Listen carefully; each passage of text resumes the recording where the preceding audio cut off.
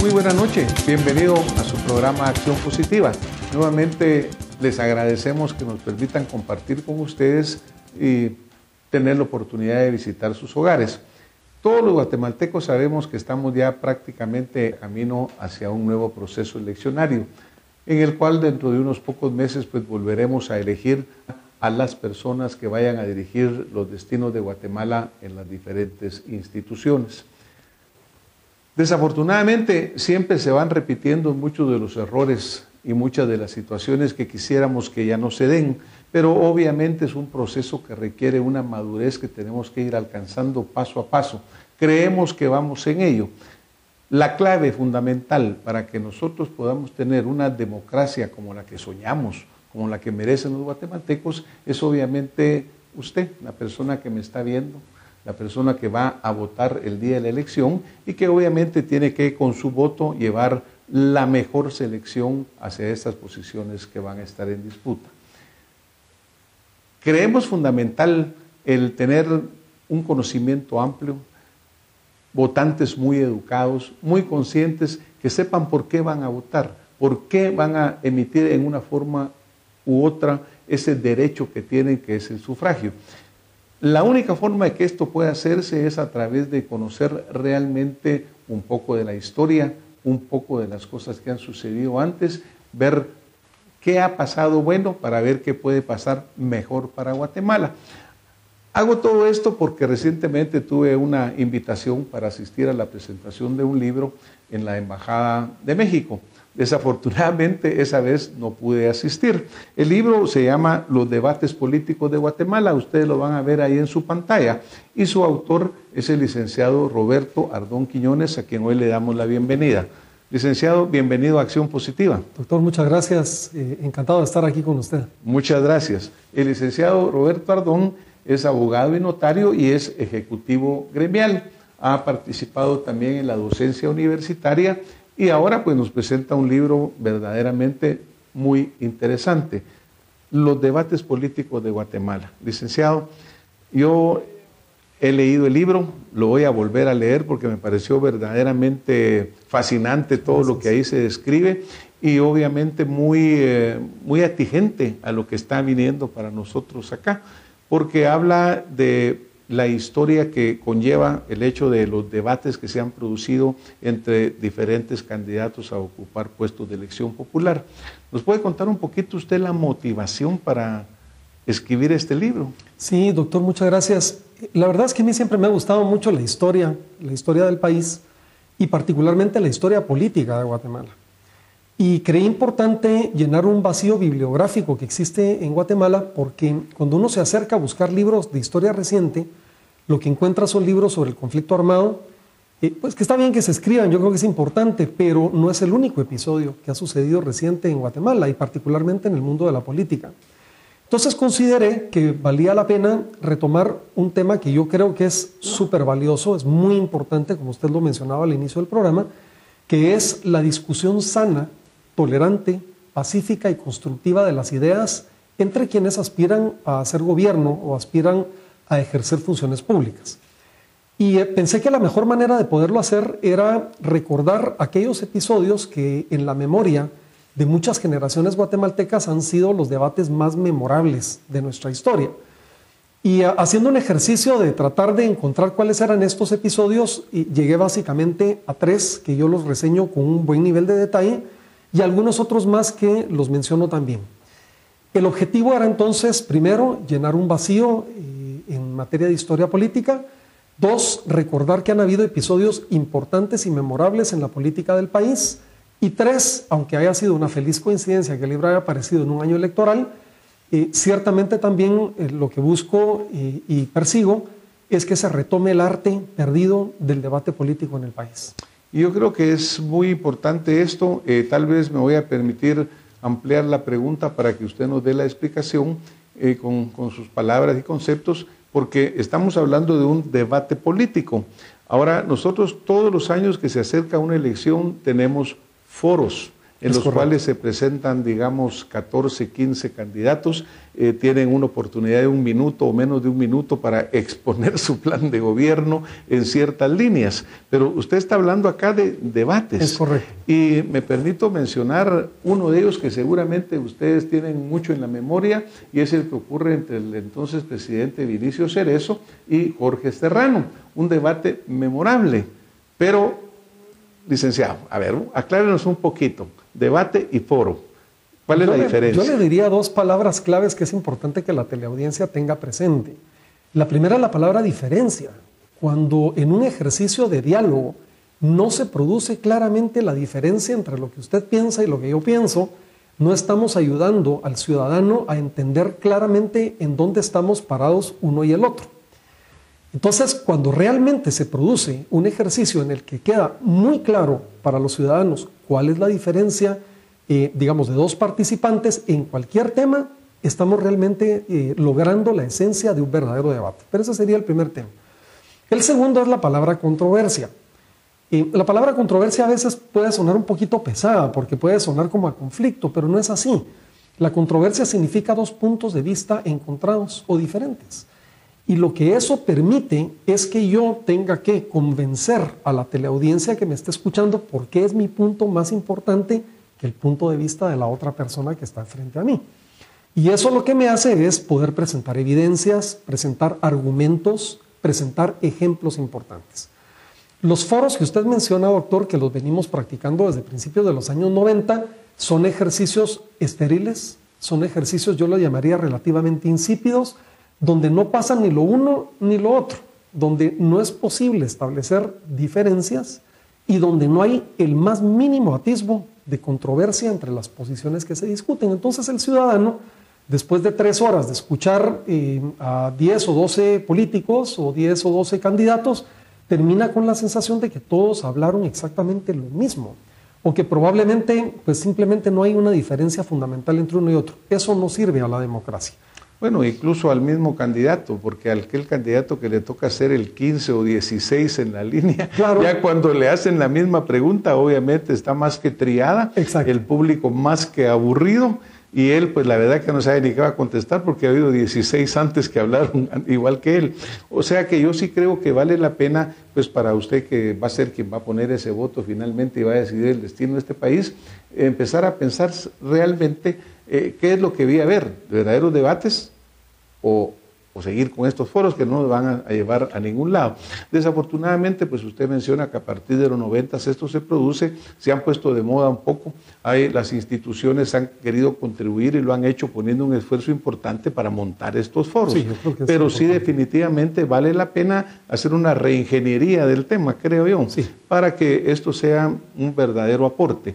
Pero entrando un poquito en el tema directo acá, usted mencionaba, yo hablé del debate famoso entre Vinicio Cerezo y Jorge Serrano, pero ¿por qué no nos cuenta usted cuáles son los 3 debates principales que están incluidos acá en el libro? A ver, el primero ocurre en un programa de televisión a mediados de los años 70, doctor. Debo decir que no era incluso periodo electoral, era el año 76 en un programa que se llama Estudio Abierto, que se transmitía en un canal. Y ahí se invita a participar a 2 figuras muy importantes, una de la izquierda política del país, Manuel Colo Margueta, que acababa de terminar su periodo como alcalde, y Alejandro Maldonado Aguirre, una figura de la derecha, que había sido ministro de Educación de Arana, del gobierno de Arana. Ambos personajes jóvenes, con una trayectoria política ya bastante larga, dicho sea de paso, a pesar de ser jóvenes, venían desde el tiempo de la liberación y la revolución, pero ambos muy bien cimentados, muy sólidos en sus opiniones y además muy respetuosos. Y entonces se les invita a confrontarse. Y durante 50 minutos ambos políticos son capaces de discutir temas como la reconstrucción, la historia política del país, las candidaturas militares, la participación política, en fin, una serie de temas bien interesantes, y lo hacen con gran propiedad, presentando siempre muchas evidencias. Y yo le diría que quien ve ese debate, pues termina dándole la razón a uno u otro cada vez que los escucha, porque son muy articulados.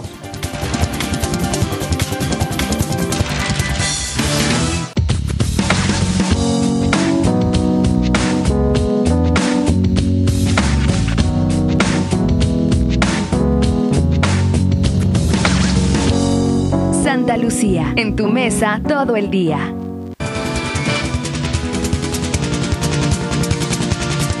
Yo le diría que quien ve ese debate, pues termina dándole la razón a uno u otro cada vez que los escucha, porque son muy articulados, pero establecen claramente sus líneas de diferencia y son muy respetuosos en eso. Entonces me pareció muy importante reseñar ese debate. He rescatado incluso la parte de audiovisual que estaba habilitada en una página de YouTube, y una generación entera recuerda ese famoso debate en estudio abierto.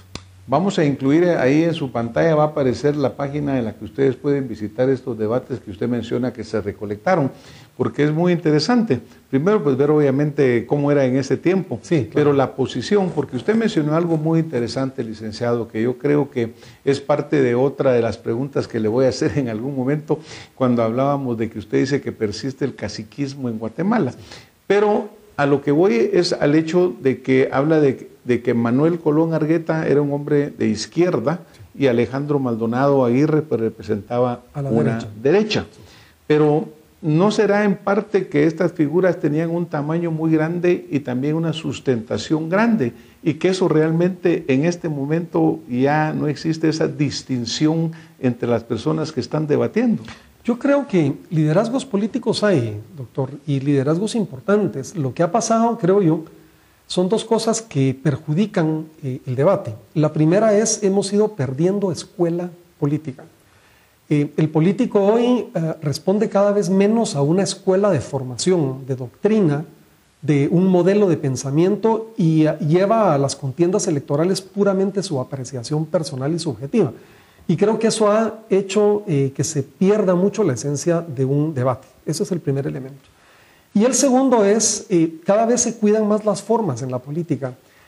Cuando uno mira los debates que están reseñados en el libro, lo que uno encuentra es una actitud muy desenfadada, una actitud muy suelta de los políticos, porque lo que querían era transmitir sus ideas. Lo que hoy ocurre es que hay un batallón o una legión de asesores que le cuidan a uno la forma de presentarse, las palabras que debe y no debe decir, y terminan convirtiendo en un discurso muy acartonado el mensaje político que se transmite. Entonces yo diría, parte de lo que tenemos que hacer no solamente es rescatar el formato adecuado al debate, sino también la escuela política, que al final eso es a lo que usted se refiere cuando habla de la estatura intelectual de un personaje político o de un candidato. Intelectual e ideológica, ¿verdad, licenciado? Sin duda. Porque obviamente no es lo mismo adaptar su respuesta a lo que uno cree que la gente quiere, claro, que verdaderamente poner una postura que quiere que la gente siga. Exacto. Aquí al final ha sucedido totalmente lo contrario. Pero, por ejemplo, digamos en Estados Unidos, que es un país en el cual los debates tienen una gran importancia, vemos normalmente al republicano y al demócrata, y estos debates muchas veces son los que determinan el rumbo de una elección. Pero sí vemos a dos posiciones y vemos a dos personas que tienen la oportunidad de debatir. ¿Será posible volver al sistema de debates en Guatemala cuando tenemos pues 12, 14 candidatos que quieren tener su oportunidad de hablar? Yo pienso que sí, doctor. Lo primero es que, como usted lo decía al comienzo del programa, tenemos que tener una ciudadanía bien informada, porque una ciudadanía bien informada demanda de los políticos el debate. Exige a los políticos debatir. Ese es el primer paso, o el primer punto de partida. Segundo, medios de comunicación que también escojan un formato adecuado, porque si el formato es el de un foro, el resultado será el de un foro. Pero si se escoge un formato de debate, le pongo un ejemplo adicional, en un formato de debate siempre se escogen temas divisivos, temas donde no es posible respuestas grises, donde es necesario fijar una posición de cara al pueblo. Simplemente con la selección de temas divisivos se nos obliga a fijar posición. No es lo mismo que hoy estemos conversando aquí, doctor, sobre el tema de la educación, que es un tema muy importante y donde seguramente vamos a coincidir ambos, que si hablamos, por ejemplo, del tema de la pena de muerte, donde probablemente hay opiniones sumamente encontradas, o el tema de cuotas, en fin. ¿Quiere que empecemos el debate, no? Pues encantado, pero yo encantado, pero sí creo que tiene mucho que ver con eso, y la selección del tema y el formato adecuado es muy importante. El segundo debate que se reseña en el libro a mí me parece verdaderamente interesante. Un candidato a la presidencia, el general Lucas, de dos partidos políticos muy diferentes, el PID y el PR, cada partido tenía su propio precandidato a la vicepresidencia y querían que fuera el seleccionado. Pues en vez de que esto se resolviera en un conciliábulo partidario, los partidos propusieron que se fueran a un debate en televisión, los dos precandidatos. Y efectivamente así fue. La idea era ayudar a que el general Lucas escogiera quién de los dos era el que tenía un discurso más coherente, más elaborado. Ambos se fueron a un debate en un canal de televisión muy respetuoso. Terminó el debate. Pocos días después el general Lucas anunció al país su decisión y los dos políticos se dieron un abrazo y dijeron, bueno, ya terminó el debate, terminó la discusión, vamos a echar para adelante apoyando el proyecto. El ejemplo aquí que yo quiero mencionar con este debate son dos cosas. Uno, que es posible discutir en un mismo proyecto político dos puntos de vista diferentes. Y dos, que no hay por qué pelearse. Es decir, que después de haber tenido una discusión pueden perfectamente ponerse de acuerdo y apoyar. Bueno, que obviamente eso es lo que se espera, ¿no? Porque no es para partir lo que se quiere unificar, sino que realmente para unificar el concepto. Es correcto. Que es lo que pasa en los Estados Unidos, digamos que es el ejemplo que estoy citando porque es el que más vemos realmente que eso suceda. Pero vemos cómo el candidato al otro pues le da su adhesión inmediatamente después para que pues, la nación siga adelante. Según recuerdo lo que hablábamos con usted antes de entrar en la Cámara, en esto que se logró recolectar y que está en YouTube y que está en este sitio que ustedes están viendo en la pantalla, creo que ese no está, el de Villagrán Kramer y el doctor José Trinidad se perdió Uclés. el material, doctor. Sí. Yo creo que parte de las lecciones del libro es que tenemos que aprender a preservar nuestra historia y la memoria política del país. Muchos de estos materiales se han perdido. Yo le di vueltas a cajones y a archivos. Y no fue posible encontrarlo, pero medios de comunicación escritos en aquel entonces reseñaban en su página política con un gran nivel de detalle, además muy profesionales, lo que ocurría. Entonces logré reconstruir casi minuto a minuto lo que había sucedido en ese debate sin el respaldo audiovisual. Pero en los otros dos debates, el de Maldonado Aguirre y Colón Argueta y el tercero que nos falta comentar, el material existe afortunadamente. Entonces, digamos, el lector también puede juzgar con su propia visión qué fue lo que sucedió en ese encuentro. Y yo creo que vale la pena porque observamos a dos personas discutiendo y en realidad en aquel momento con una claridad ideológica, porque sabíamos muy bien que Manuel Colón Argueta tenía una posición y Alejandro Maldonado otra, y vemos cómo fue un debate de altura, pues no hubo insultos, no hubo nada, para nada. Y se respetaron los dos, lo cual a veces pensamos en Guatemala que ya no se puede hacer. Una anécdota interesante que pues, el licenciado menciona en el inicio del libro es cómo a él le nace este interés y se refiere a cómo va a buscar a un periódico que era El Imparcial, donde él ve una foto del debate y con los años va a la Hemeroteca Nacional, correcto, encuentra El Imparcial con aquellas grandes páginas que era el formato que se usaba en esa época.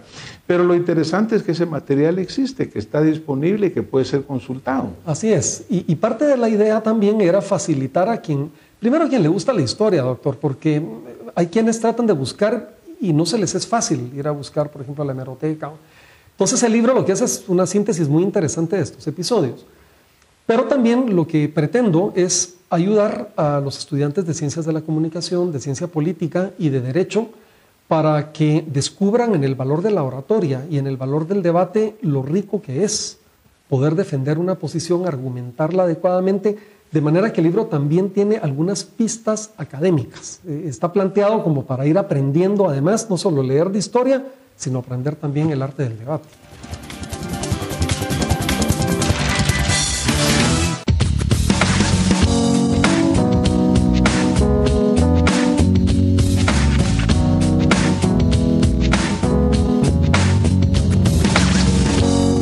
Santa Lucía, en tu mesa todo el día. Pero también lo que pretendo es ayudar a los estudiantes de Ciencias de la Comunicación, de Ciencia Política y de Derecho para que descubran en el valor de la oratoria y en el valor del debate lo rico que es poder defender una posición, argumentarla adecuadamente, de manera que el libro también tiene algunas pistas académicas. Está planteado como para ir aprendiendo, además, no solo leer de historia, sino aprender también el arte del debate.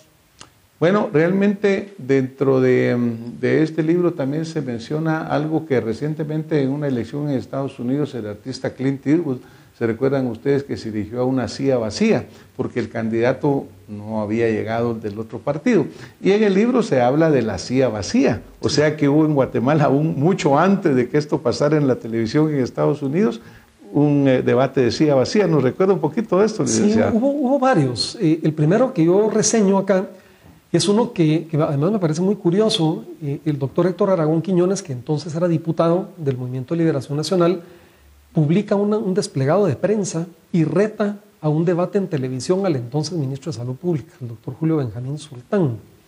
Y le dice, bueno, yo le espero en el canal tal, a tal hora para que discutamos los temas de salud, ¿verdad?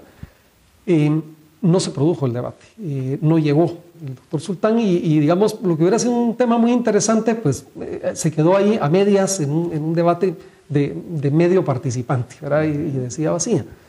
Esto no ocurrió en campaña. Lo que sí ocurre en campaña electoral es en el año 85, cuando Jorge Serrano, dicho sea de paso un orador muy fogoso, invita a Jorge Carpio Nicola a un debate en la televisión y no se presenta y efectivamente se transmite el programa con la silla vacía del candidato de UCN que no había llegado y Jorge Serrano refiriéndose pues a la ausencia de su rival.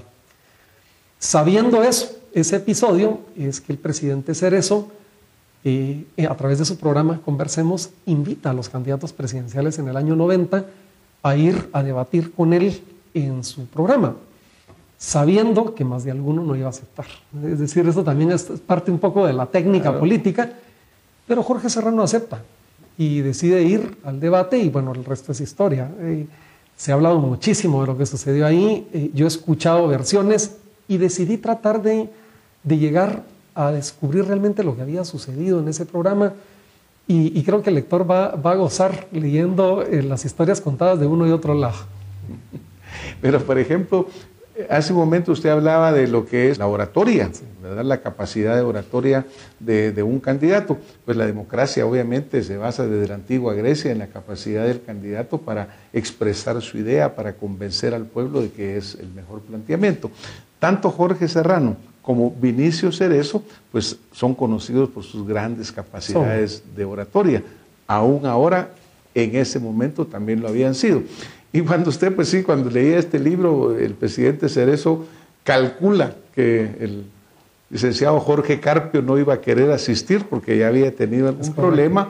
Calcula que el presidente, ya yo me estoy adelantando un poquito, pero es que no puedo dejar de mencionarlo. Y queda un poco la curiosidad del lector. Sí, se queda la curiosidad, lo vamos a dejar ahí, pero que también el general Efraín Ríos Montt también tenía algo que ver con esto. Pero como dice el licenciado, se los dejo para que ustedes lo lean, porque es muy interesante poderlo hacer.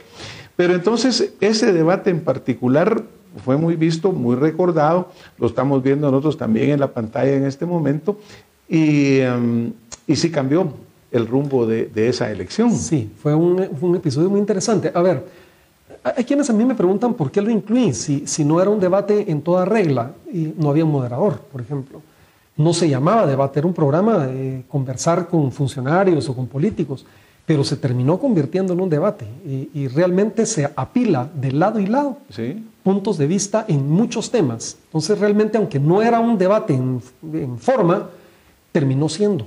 Y el impacto que tiene en la campaña electoral, como ahí se menciona, Jorge Serrano entró a ese programa con menos de 3 puntos de intención de voto, según se midió por una consultora muy famosa, apenas a 12 horas de haber concluido ese debate, tenía ya 7, 8 puntos en la intención de voto, y aunque eso pueda sonar poca cosa, lo que representó fue un punto de inflexión, un cambio en la tendencia.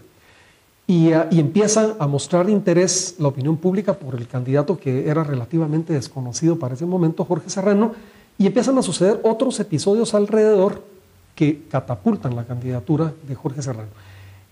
Así que no es el único factor que le lleva a la presidencia, pero sin ese factor no hubiera llegado. Yo creo que todos los que pues, recordamos ese debate, un poco de la historia en ese momento, sí consideran, no, ahí fue donde Serrano se catapultó, ¿verdad? Sí. ¿Y será que el presidente Cerezo lo dejó, le hizo la campaña o qué sucedió? Pues obviamente quedará para la historia y para el análisis. Pero el debate en sí, pues el procedimiento, lo que sucedió, fue lo que verdaderamente hizo un cambio. Usted habló la palabra moderador, licenciado, porque obviamente para que uno de estos debates sea importante, el moderador es muy importante, porque para dirigir las preguntas, para aún plantear las preguntas, para que este debate sea jugoso verdaderamente. Y yo sostengo que, puede parecer paradójico, doctor, pero yo sostengo que el moderador es más importante mientras menos se eche de ver. Yo pienso que un moderador que decide jugar un papel muy importante termina siendo él casi que otro político o candidato en el foro, ¿verdad? Robarse el show. Sí, y yo pienso que, y cito por ejemplo muestras de debates en Europa donde los moderadores tienen un papel sumamente discreto y lo que permiten más bien es una interacción y una conversación entre políticos. Entonces realmente la interacción y los argumentos y contraargumentos suceden cuando esta comunicación directa sucede y el moderador únicamente administra tiempos y se asegura de que haya, digamos, un respeto en la conversación y introducir uno u otro tema. Pero sí hay que tener mucho cuidado con la escogencia del moderador y también el papel del moderador para asegurarse de que una vez la discusión vaya llegando a su fin, la gente tenga muy claro en dónde está parado uno y otro de los políticos. Esa realmente es una función importante y en dos de los debates que se reseñan ahí, ese papel lo jugaron muy bien los moderadores que participaron. Ahora, cuando nosotros hablamos de que se sienta el licenciado Manuel Colón Argueta, el licenciado Alejandro Maldonado, aún antes de que empiecen a hablar, nosotros ya sabemos más o menos ¿Dónde están? Por dónde están. Sí. Igual sucedió cuando estaba Vinicio Cerezo y cuando estaba Jorge Serrano. Probablemente Francisco Villarán Kramer y Trinidad Uclés también tenían posiciones. Pero eso no existe actualmente.